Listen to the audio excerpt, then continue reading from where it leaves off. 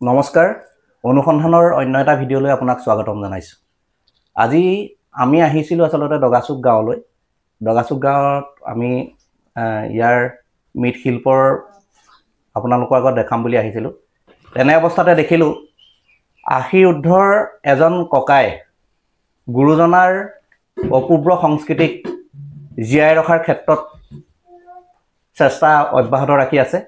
তেওঁ সৰু সৰু গাঁৱৰ ওচৰৰ ল'ৰা ছোৱালীক গুৰুজনাৰ সংস্কৃতিক নিখুঁতভাৱে শিকোৱাৰ চেষ্টা কৰিছে। তেখেতৰ উদ্দেশ্য গুৰুজনাৰ যি অপূৰ্ব সংস্কৃতি, পৌৰাণিক যি ধৰণেৰে তেখেতসকলৰ খোল বাদ্যৰ চাপৰসমূহ, সূত্ৰধাৰৰ পুৰণা নৃত্যসমূহ যাতে নতুন প্ৰজন্মই জীয়াই ৰাখিব পাৰে, তাৰ বাবে তেখেতে অব্যাহত ৰাখিছে, চেষ্টা অব্যাহত ৰাখিছে। আৰু আমি পৰিৱেশটো দেখি আচলতে আপ্লুত হৈ পৰিলোঁ আৰু ভাবিলোঁ সেই পৰিৱেশৰ কিছু ভাগ আপোনালোককো দিওঁ। সেয়েহে সেই যি শিকাই থকাৰ দৃশ্য আপোনালোকক কিছু দেখুৱাৰ প্ৰয়াস কৰিছোঁ। এয়াই সেয়া ককা। ককা, আপোনাৰ পৰিচয়টো দি দিব আমাৰ দৰ্শকসকলক। বহিয়ে দিয়ক। মোৰ নামটো পানীৰাম শইকীয়া। মই যেতিয়া মাজুলীত থাকোঁ তেতিয়া 2002 চনত এটা মহান বানপানী হৈছিলে। সেই বানপানীত আমাৰ গাঁও জ্ঞাতি সকলো ঘৰ দুৱাৰ ভাঙি দিছিল আৰু খহনীয়াই গোটেই খেতিৰ মাটিখিনি খহনীয়াই লৈ গৈছিল। তেনেস্থলত আমাৰ মাজুলীৰ বিধায়ক ৰাজীৱ লোচন পেগু আছিল, তৰুণ গগৈদেৱ আছিল। গতিকে তেখেতৰ লগত যোগাযোগ কৰি আমাৰ ইয়াত এতিয়া মানুহখিনিক বসবাস দিলেহি ঢেকীয়াখোৱা দগাচুক ইণ্ডিয়া আদৰ্শ নাম দি। ইয়াতে আমি এতিয়া বসবাস কৰি আছোঁ। ইয়াত আমাৰ চৰকাৰে দিয়া আধা বিঘা মাটি, সেই আধা বিঘা মাটিত আমাৰ খেতি পথাৰ কৰিবলৈ কোনো সুবিধা নাই। সেয়েহে মৃৎশিল্প আৰু নাও শিল্প এই দুটাকে নিৰ্ভৰ কৰি এই গাঁওখন নিজে পৰিশ্ৰম কৰি চলি আছে। ইয়াতে আমাৰ পুৰণা যিখিনি মাজুলী শালমৰাৰ যিখিনি শিক্ষা, সেই শিক্ষাখিনি হ'ল পুৰণা এই গুৰুজনৰ ৰচিত কলা সংস্কৃতি, পুৰণা শংকৰদেৱৰ ৰচিত যিখিনি গীত মাত, সেই গীত মাতখিনিৰ দ্বাৰাই এই কৰ্ম কৰা হৈছিলে। আৰু যেতিয়া শংকৰদেৱে এই ভাওনা আৱিৰ্ভাৱ কৰিছিলে, তেখেত যেতিয়া মহেন্দ্ৰ কন্দলীৰ শিক্ষাগৃহত কন্দলীয়ে তেওঁক শিক্ষা দিছিল, তেওঁ আকাৰ ৰচয়িকাৰ নজনাকৈ এটি কোমল গীত লিখিছিলে। সেই কোমল গীতত বৈকুণ্ঠৰ নাৰায়ণৰ গোটেই ৰূপটো আছিল। আৰু তেখেতে এই কন্দলীৰ শিক্ষাগৃহৰ পৰা গৈ যেতিয়া গৃহ পায়গৈ, তেতিয়া শংকৰদেৱে সুধিছিলে, জ্ঞাতিয়ে তেওঁক সুধিছিলে যে আপুনি শিক্ষাগৃহত কি শিকি আহিলে? তেতিয়া কন্দলীয়ে কৈছিলে যে মই সপ্ত বৈকুণ্ঠ শিকি থৈ আহিলোঁ। আৰু এই আচক আঁকি তেওঁ অংকন কৰি দৰ্শক মণ্ডলীক দেখুৱাইছিল। আৰু তেতিয়া দৰ্শক মণ্ডলীসকলে কৈছিল যে আপুনি অংকন কৰি দেখুৱালে নহ'ব, আমাৰ মনত সম্পূৰ্ণ হোৱা নাই, বিশ্বাস হোৱা নাই, আপুনি আমাক ভাওনা আকাৰে দেখুৱাওক। তেতিয়া সেই সময়ত ভাওনা নাছিল আৰু তেওঁ ভাবিলে ভাওনা পাতিবলৈ গীত মাত ইত্যাদি তেখেতে এইখিনি পৰিধান কৰিবলৈ তেখেতে শিকাইছিল। গাঁৱৰ জ্ঞাতি ল'ৰা ছোৱালী সকলোকে মাতি আনি শিকাইছিল।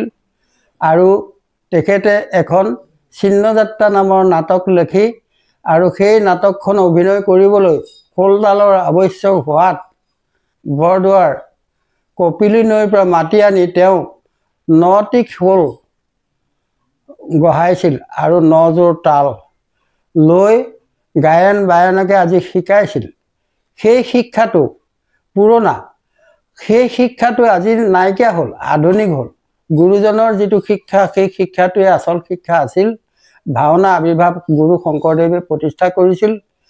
সেইখিনি এতিয়া মনত আহ্বান হৈ এই কণ শিশুসকলক মাতি আনি পুৰণা যিখিনি শিক্ষা, সেই শিক্ষাখিনি মই প্ৰদান কৰিবলৈ আহ্বান কৰি মাতি আনি মই সেই শিক্ষা দিছোঁ। দিবলৈ বিচাৰিছোঁ আৰু দিছোঁ। আৰু ইয়াত নথৈ কোটি দোষাদোষো থাকিব পাৰে। প্ৰভু ভগৱন্তৰ চৰণত প্ৰাৰ্থনা জনাইছোঁ। ককাই আমাক সুন্দৰৰূপে কথাখিনি কৈছে। গুৰুজনাৰ সংস্কৃতিক ভাল পায় আচলতে ককাই। আধুনিকতাটো আমাক লাগিবই। আধুনিকতাৰ অবিহনে বৰ্তমানৰ সমাজ চলি যোৱাটো অসম্ভৱ। যদিও ভাওনা সংস্কৃতি আধুনিকীকৰণ কৰা হৈছে, তাল মানখিনি সুৰ সঞ্চাৰ কিছু পৃথক হৈছে যদিও তাল মানখিনি একেই ৰখাৰ চেষ্টা কৰিছে। আধুনিকতাকো আমি বেয়া বুলি নকওঁ। তথাপি ককাই যিটো পৌৰাণিক যিখিনি আমাৰ সংস্কৃতি সেইখিনি জীয়াই ৰখাৰ কাৰণে চেষ্টা কৰিছে।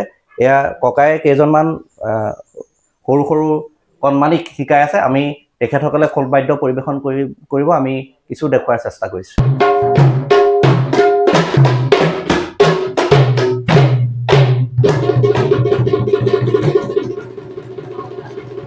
খিলাও খিলাও তাকো ধেনি দাও, খিলাও খিলাও তাকো ধেনি দাও, খিলাও খিলাও তাকো ধেনি দাও, খিলাও খিলাও তাকো ধেনি দাও, খিলাও খিলাও তাকো ধেনি দাও, খিটা তাকো ধিল্লানি নাও, খিটা তাকো ধিল দাও, খিটা তাকো ধিল্লানি দাও, দে দিন দে দিনা খিটিটা দিনাও, দিনা খিটি দিনাও, দিনটা দিন তাও তাও, দিন দে দিনা খিটিটা দিনাও, দিনা খিটি দিনাও, দিনটা দিন তাও তাও, দিনাও দিনটা দিন তাও, তাতা কুধে তাও, তাতা কুধে তাও, তাতা কুধে তাতা কুধে তাও, তাতা কুধে তাও, তাধেনি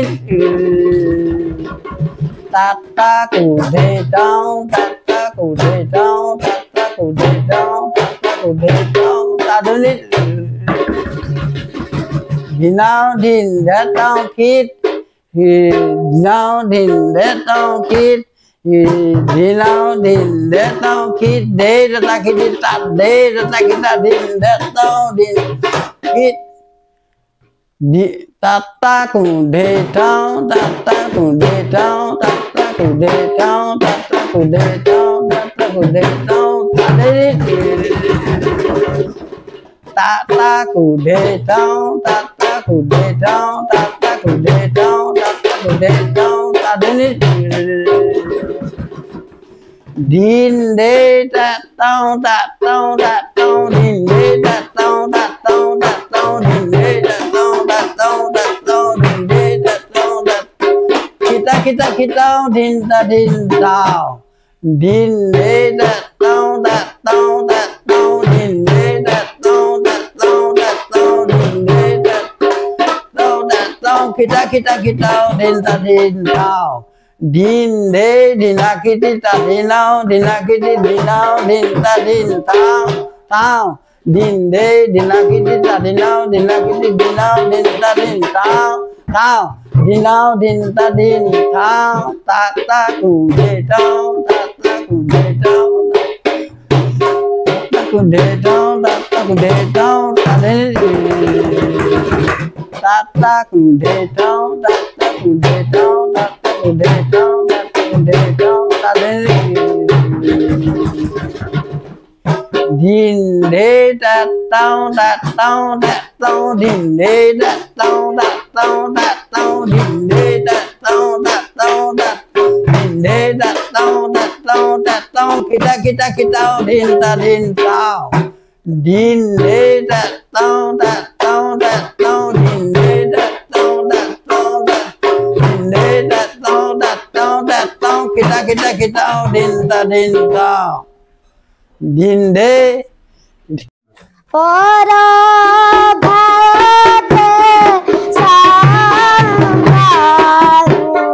tenu loya honge para bhate sambharu tenu loya honge bongki Kirani sane bim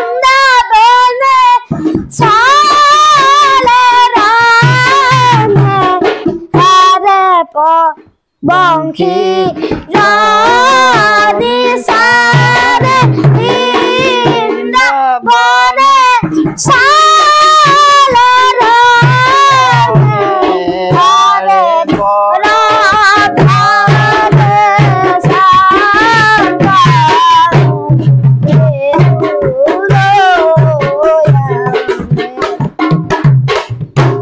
জগতে গুৰু হৰি কাশী গোপালা আছে আধিলোকে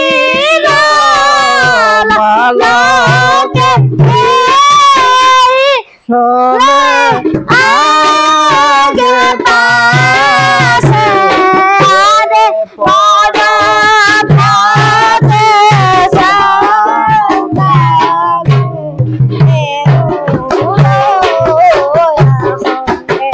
এয়াই হ'ল আশীৰুদ্ধৰ পানীয়াম শইকীয়া ককা। তেখেতে আপোনালোকে দেখিলে এনেদৰে আমাৰ গুৰুজনাৰ সংস্কৃতিক অঞ্চলস্থ কণ কণ মইনা মইনীসকলক শিকাই গুৰুজনাৰ সংস্কৃতিক প্ৰসাৰৰ ক্ষেত্ৰত ভূমিকা গ্ৰহণ কৰিছে। তেখেতে এখন কিতাপো লিখি উলিয়াইছে, শ্ৰী শ্ৰী শংকৰ গুৰুদেৱৰ চমু পৰিচয়। তেখেতে শংকৰদেৱৰ ওপৰত এই কিতাপখনো লিখি উলিয়াইছে।